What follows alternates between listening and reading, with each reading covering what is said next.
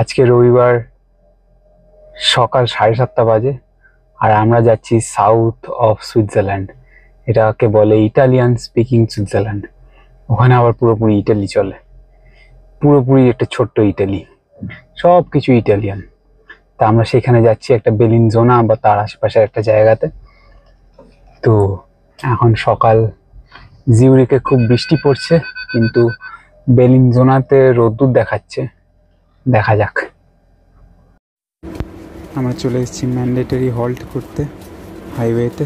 গরম, খুব বড়। খুব গরম না, বড় বড়।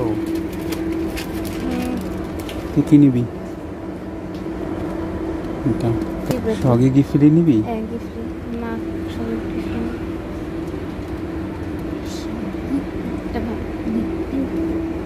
এটা ম্যান্ডেটরি কফি ব্রেক। এখন একটা কুইক টয়লেট করার জন্য যাচ্ছি। টয়লেট কোথায়? উপরে। ফুড কোর্টটা অনেক বড়, কিন্তু একদম হাইওয়ের মাঝখানে। এখন আমরা নামবো আবার হচ্ছে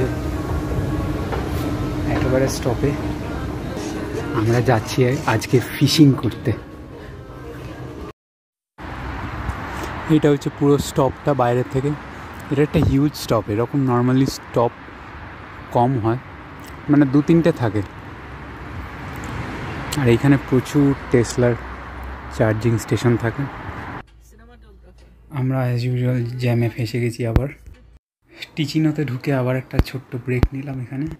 ইটালিয়ান স্পিকিং সুইজারল্যান্ডটা ইটালির বর্ডারের কাছে অবভিয়াসলি, তাই এখান থেকেই সাইন দেওয়া থাকে মিলান কী করে যাবে। এটা হচ্ছে সুইজারল্যান্ডের ফেমাস 17 কিলোমিটারের গোথার্ড টানেল।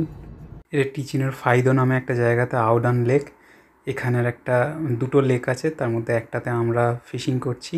আমাদের এখানে 3টে জিনিস দিল, একটা বড় ছিপ, আর এতগুলো কাঠের ওয়ার্ম, আর একটা ছোট্ট ডান্ডা মাছটাকে পেটানোর জন্য।